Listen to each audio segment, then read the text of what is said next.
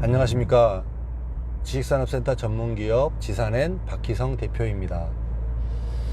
2019년 8월 23일 아침 새벽입니다. 아까 그 한편의 전편에서는 저의 잘못된 투자 사례를 통해서 여러분들이 반면교사를 좀 했으면 하는 마음을 전했고요. 이번 영상에서는 그 지식산업센터의 상가에 대해서 좀 이야기를 나눠드릴게요. 상가. 지식산업센터의 상가. 근린생활시설이라고 보통 편하게 이야기하죠.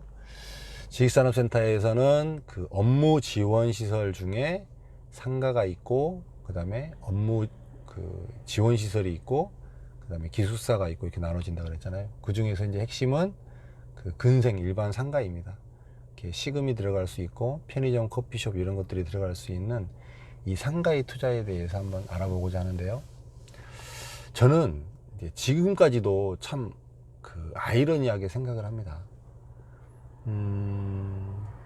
대한민국에서 그 이 상가, 근생, 상업시설은 지방과 서울이 차이가 나지 않아요. 지방과 서울이. 그 다음에 그 입지가 좀 좋은 곳과 떨어진 곳의 차이가 그렇게 많이 나지 않습니다. 이 상가의 분양가는 정말 이렇게 기준점이 없는 것 같아요. 기준점이. 거의 대부분 그 약간 과하게 형성이 되고요. 진짜 상가는 그 기존에도 지금까지도 이렇게 아파트 용장에서 지식산업센터에서 보면 상가 투자는 정말 돈이 많은 사람들이 투자를 했습니다. 지금 생각해 보면 그 투자 중에서는 굉장히 그 고단수이고 프로페셔널한 눈을 가진 분들이 상가에 투자를 했습니다. 제가 봐도 그런 것 같아요. 상가는 잘 투자를 하면 10년, 20년이 되도록 단 한 번도 공실이 안 생기고 갈 수 있습니다. 그렇게 특급 물건들이 상가에는 있을 수 있습니다. 그런데 일반 사람들이 그런 물건을 초이스하기는 굉장히 어렵습니다. 그 다음에 일반 사람들에게 그런 물건이 소개되지도 않습니다. 더더군다나 자금력이 모자라기 때문에. 상가는 자금력이 좀 있어야 됩니다. 그렇기 때문에 그 지금까지 봐도 굉장히 좀 돈 있는 사람들이 좀 투자를 하기는 했습니다. 근데 역으로 잘못 투자하게 되면 두고두고 힘들어지는 상황이 생기는 게 상가입니다. 이 지식산업센터 상가는 그 굉장히 착시 효과를 줄 수 있는 것들이 많아요. 더더군다나 그 건물이 볼륨이 좀 커지면, 예를 들어 드릴게요. 이것도 예를 들어드려야 좀 편하실 것 같아요. 그 광명 소아택지개발지구에 가면 광명 SK 테크노파크가 있습니다. 그게 이제 2008년도에 분양을 했습니다. 2008년도에 분양을 해서 입주를 2010년도부터 시작을 했어요. 연면적이 78,000평입니다. 78,000평. 그때 당시에는 가장 큰 건물이었습니다. 가장 메모드한 건물이라고 그랬고 가장 큰 건물이었습니다. 78,000평이면 63빌딩이 제가 그 5만 평이라고 그랬죠. 63빌딩보다 한 1.5배 정도 큰 건물이죠. 78,000평.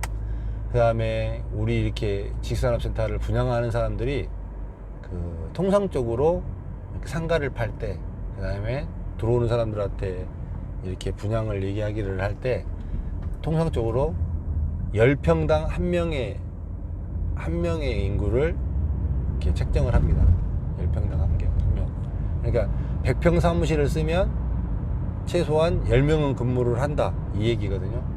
그러면 78,000평이니까 78,000평이니까 상주 인구가 얼마겠어요? 뭐 7,000명 돼야 되는 건가요? 맞나요? 10명에 한 명이면? 네. 그렇게 돼야 된다라고. 건물은 어마어마하게 크고, 그 다음에 상주 인구도 많을 것이다. 그 다음에 여기는 그 광명 SK 테크노파크는 그 당시에 그 상가도 비율이, 그 나중에 한번 비교를 한번 해드릴 건데, 상가 비율이 다른 아파트형 공장보다 월등하게 적었어요. 그래서 이 상가를 굉장히 이렇게 과대 포장을 하고 이렇게 해서 분양을 했습니다. 아시는 분도 있고 모르시는 분도 있겠지만, 그 소와택지개발지구가 광명 하안동에서 저쪽 예전에 그 기아자동차 소월이 공장 있잖아요. 거기를 가는 쪽에 맨 끝다리 쪽에 왼쪽에 있는 겁니다. 78,000평 5개 동으로 이렇게 올라가 있는데, 거기는 역도 없잖아요. 역까지도 가려면 석수역까지 한참 나가야 되고, 이렇게 버스가 왔다 갔다 해야 되고, 그 주변에 이제 그 아파트들은 있죠. 아파트들은 있는데, 처음에 분양을 할 때는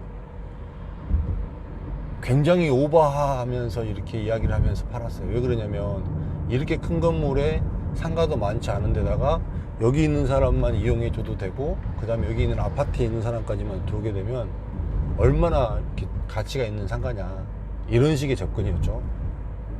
저도 그런 줄 알았어요. 저도 그럴 거라고 생각했습니다, 솔직히. 근데 막상 건물이 준공이 되고 입주를 하고 그러고 나서 상가를 봤더니 어떻게 되었을까요?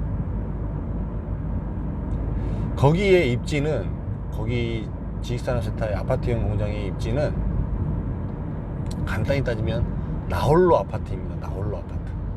나홀로 아파트형 공장.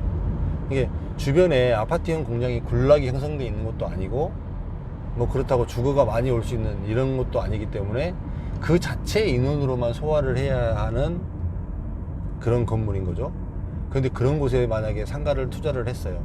어떤 증상이 발생하냐면, 이 지식산업센터의 상가의 가장 큰 맹점은 뭐냐면요, 제가 이제 그 제 사례를 통해서 또 한 번 더 언급을 한번 나중에 해드릴 텐데, 지식산업센터는 그 다 회사 직장인들이 낮에는 바글바글하게 움직이면서 이렇게 일을 하다가 퇴근 시간이 6시가 땡치고 나면 사람의 심리가 어때요? 여러분들은 6시가 딱 되면 어떤 마음이 드세요? 퇴근 시간이 되면 빨리 집에 가고 싶지 않으세요? 빨리 나의 사랑하는 가족이 있는 곳, 그 다음에 내가 나의 아이들 보러, 아니면 나의 개인적인 어떤 의무를 보러, 아니면 친구랑 술 한잔하러 빨리 집에 가고 싶죠. 그 마음이 누구에게나 있는 거예요. 그러면 순식간에 밀물 빠지듯이 쑥 빠져버립니다. 일반 사람들은 일반적으로 투자를 할 때 이렇게 현혹되는 부분 중에 하나가 뭐냐면, 야, 사람이 이렇게 많고 이렇게 건물이 큰데 여기 있는 사람들이 점심 저녁만 먹어줘도 야, 이 정도 갖고 안 되겠냐, 이 정도 안 돌아가겠냐라고 이야기를 하는데, 그게 맹점인 거예요. 그게 안 돌아갑니다. 딱 점심 장사만 하고 저녁은 끝입니다. 이게 지식산업센터의 상가의 맹점입니다. 맹점. 진짜 이렇게 주거지역하고 혼재가 되어 있어서 주거가 들어올 수 있는 이런 입지적으로 이렇게 된다라는 이런 부분들이 아니고서는 이런 경우를 벗어나는 경우가 거의 없습니다.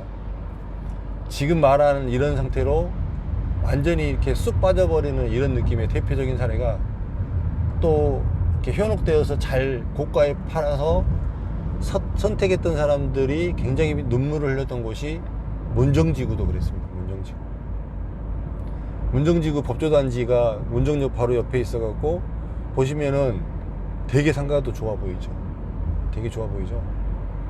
그 다음에 그때 당시에 위례신도시 이렇게 개발하고 있어서 얼마나 분양가는 고분양가 3천만원, 4천만원, 5천만원 이렇게 고분양가에 팔았는데, 실질적으로 지식산업센터 거기가 한번 가보세요.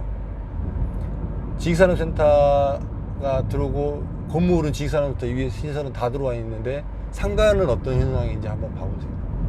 얼마나 많은 사람들이 그 상가에서 피눈물을 흘리고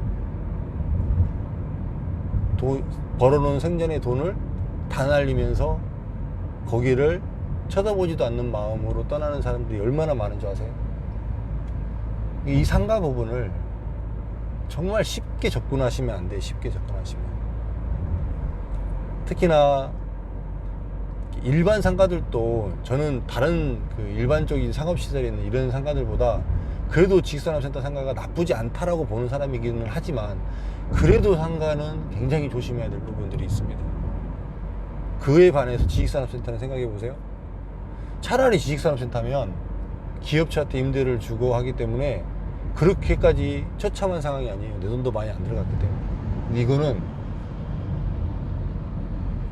모양은 좋고 건물도 크고 얼마든지 이렇게 투자하기에 이렇게 매력적인 상품인 것처럼 보이지만 실상은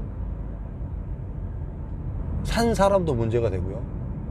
그 다음에 임대로 들어가는 사람도 임차인도 문제가 됩니다. 서로 회피하지 못한 상황이 되는 거예요. 정말로 특혜를 받는 사람은 그 중에 일부입니다. 일부. 진짜 일부입니다. 그런 물건이 과연 여러분의 손에, 일반 투자자들의 손에 갈 수 있을까요? 그 다음에 일반 투자자들이 상가를 저처럼 분양업에 있는 사람 또한 초이스를 잘못하고 잘못 판단하는 상황에서 그거를 제대로 판단할 수 있을까요? 저는 쉽지 않다고 봅니다. 이 지식산업센터의 상가는 조금 좀 이렇게 잘 접근할 필요성이 있습니다. 잘못 접근하시면 정말 이렇게 어려운 일을 초래하게 됩니다. 이거에 대해서는 이제 사실은 제가 이제 영상을 이렇게 편하게 출퇴근 시간에는 이렇게 말로 하고요. 이 내용들을 좀 정리를 해서 이렇게 시각적으로도 보여드리고, 그 다음에 데이터 자료로도 좀 이렇게 보여드려서 이렇게 여러분들에게 좀 더 많은 그 내용을 풍성하게 보여드릴 거니까요. 그 부분 때 다시 한번 또 언급을 드리고요. 그 지식산업센터에서 상가에 투자하실 때는 정말 좀 잘 보셔라 라고 그냥 권면하고 싶습니다. 그 다음에 기왕에 이렇게 투자하시는 거면 진짜 핵심 위치가 아니고 역세권이나 뭐 이런 핵심 위치가 아니면 상가는 좀 조심하실 필요성이 있다라고 이야기를 드리고 싶습니다. 이 영상은 여기서 마치고요. 또 좀 더 좋은 영상 또 준비해서 이 상가 부분도 조금 더 언급해 드리고 여러분들에게 이야기해 드리도록 하겠습니다. 좋은 하루 되시고요. 건강하시고 또 이따가 또 태깅글에 또 뵙도록 하겠습니다. 감사합니다.